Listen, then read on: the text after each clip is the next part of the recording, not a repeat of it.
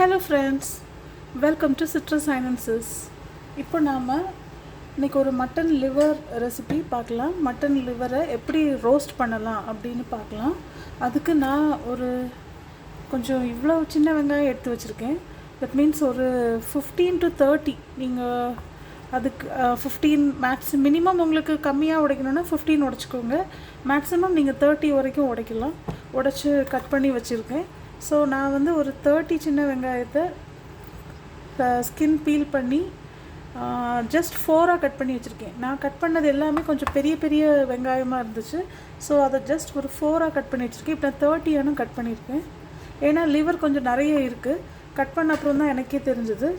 Liver ஒரு 750 grams இருக்குது. So ஒரு 30 சின்ன வெங்காயம் கட் பண்ணிக்கோங்க. நீங்கள் லீஸ்ட்டாக போடுறதா இருந்தால் அட்லீஸ்ட் 15 போட்டுருங்க. 15 கீழே போட்டிங்கன்னா டேஸ்ட் இருக்காது. நான் ஒரு 15 சின்ன பச்சை மிளகாவை சின்னதாக கட் பண்ணி வச்சுருக்கேன். உங்களுக்கு காரம் கம்மியாக போதும்னா நீங்கள் 10 சேர்த்தா போதும். நான் 15 எடுத்துக்கிட்டேன், 15 எடுத்துக்கிட்டேன். ஓகே ஃப்ரெண்ட்ஸ், நீங்கள் காரம் கம்மியாக இருந்தால் 10 எடுத்தால் போதும். இப்போது கருவேப்பிலை எடுத்திருக்கேன்.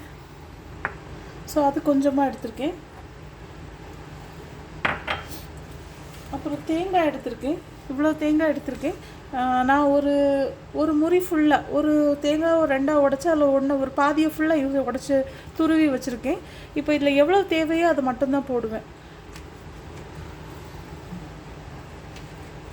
அப்புறம் பெப்பர் பவுடர் வச்சுருக்கேன். அப்புறம் மஞ்சள் தூள் வச்சுருக்கேன். மஞ்சள் தூள் இருக்குது. இதுக்கப்புறமா நான் இப்போ லிவரை நல்லா வாஷ் பண்ணி என்னால் எவ்வளோ பொடிசாக கட் பண்ண முடியுமோ அவ்வளோ பொடிசாக கட் பண்ணியிருக்கேன். ஸோ இதுதான் இது ஒரு 750 கிராம்ஸ் இருக்குது. ஸோ ரொம்பவே பொடிசாக என்னால் எவ்வளோ சின்னதாக கட் பண்ண முடியுமோ அப்போ தான் அது ரோஸ்டிங்க்கு எல்லா மசாலாவும் நல்லா பிடிச்சி நமக்கு நல்லா டேஸ்ட்டாக இருக்கும். ஸோ அதுக்காக நான் அப்படி பண்ணியிருக்கேன். ஓகே ஃப்ரெண்ட்ஸ், இப்போ நான் இதை வெறுமனையாக தண்ணி விட்டு தான் வேக வைக்க போகிறேன். அதுக்கப்புறம் தான் நம்ம இதை ரோஸ்ட் பண்ண போகிறோம். ஃபஸ்ட்டு இதை நம்ம வேக வைக்கணும். நான் இப்போ குக்கர்லாம் யூஸ் பண்ணலை. ஜஸ்ட் நார்மலாக இந்த பேன்லேயே வேக வச்சிடலான்னு நினச்சிட்ருக்கேன். ஸோ இதுக்கு ஆல்ரெடி இப்போ இந்த லிவர்லேருந்தே கொஞ்சம் தண்ணி விடும் நம்ம ஸ்டவ்வில் வச்சதுக்கப்புறமா. ஸோ நான் கொஞ்சமாக தான் தண்ணி விடுறேன். ஒரு 1/4 கப் தான் தண்ணி விட்டுருக்கேன். மிச்ச தண்ணி அப்படி தான் இருக்குது. ஸோ இப்போ நான் இதை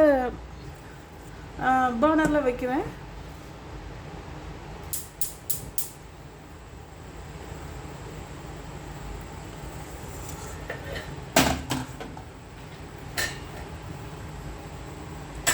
ஸோ ஃப்ரெண்ட்ஸ், இப்போ இதை நான் ஸ்டவ் ஆன் பண்ணி பர்னரில் வச்சிட்டேன். ஸோ இப்போ இது வேகட்டும். இந்த டைம்லேயே நான் இப்போ உப்பு கொஞ்சம் ஆட் பண்ணிவிடுவேன். அப்போ தான் நல்லா உப்பு பிடிக்கும் அந்த ஈரலில். ஸோ நான் இப்போவே உப்பு ஆட் பண்ணிவிடுவேன்.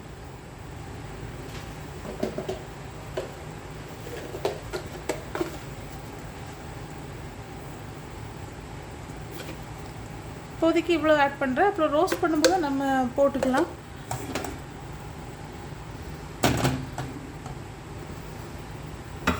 ஃப்ரெண்ட்ஸ், இது இப்போ வேகிறதுக்கு கொஞ்சம் நேரம் ஆகும். இது எவ்வளோ நேரம் ஆகும்னு எனக்கு தெரியல, பார்ப்போம். ஏன்னா குக்கரில் வச்சா டக்குன்னு ஆகிடும். இப்போது நம்ம இது ஸ்டவ்வில் வைக்கிறதுனால கொஞ்சம் நேரம் ஆகலாம், அல்லது சீக்கிரமாகவும் வெந்துடும்னு நினைக்கிறேன். ஸோ இப்போ இது வெந்ததுக்கப்புறமா நம்ம வேறு ஒன்றுமே கிடையாது. வெங்காயம் பச்சை மிளகாவை நல்லா வதக்கி இந்த லிவரை உள்ளே போட்டு பெப்பர் தூள் கொஞ்சம் மஞ்சள் தூள் ஆட் பண்ணி நம்ம ரோஸ்ட் பண்ண போகிறோம். அவ்வளோதான். ஸோ இதுக்கப்புறம் இருக்க வேலை ரொம்ப ரொம்ப ஈஸி தான். ஏன்னா நம்ம இன்க்ரீடியன்ட்ஸ் எல்லாமே ரெடி பண்ணி வச்சாச்சு. இப்போ நம்ம வேகிறதுக்காக மட்டும்தான் வெயிட்டிங். இப்போ கொதிக்க ஆரம்பிக்குது ஃப்ரெண்ட்ஸ். ஸோ வெந்த அப்புறம் நான் உங்களுக்கு இதை நல்லா வெந்ததுக்கப்புறம் இதை எடுத்து நான் எப்படி ரோஸ்ட் பண்ணுறேன்னு உங்களுக்கு நான் காட்டுறேன் ஃப்ரெண்ட்ஸ். இது நார்மலாக நம்ம வேக வைக்கிறது தான். இதில் ஒரு பெரிய இது இல்லை. உங்களுக்கு குயிக்காக முடியணும்னா நீங்கள் குக்கர்லேயே வச்சிடலாம். குக்கர்னால் இப்போ குயிக்காக உங்களுக்கு 10 மினிட்ஸில் ரெடி ஆகிடும். ஓகே ஃப்ரெண்ட்ஸ், இப்போ இது வெந்ததுக்கப்புறமா இதில் நான் இனி எதுவுமே இப்போ ஆட் பண்ண மாட்டேன். ஜஸ்ட் வேக வச்சு தான் எடுக்க போகிறேன். நல்லா வேக வச்சு எடுத்ததுக்கப்புறமா நான் ரோஸ்ட் பண்ணுறதை உங்களுக்கு தனியாக ஒரு வீடியோவாக போடுறேன் ஃப்ரெண்ட்ஸ். ஓகே ஃப்ரெண்ட்ஸ், பாய், டேக் கேர்.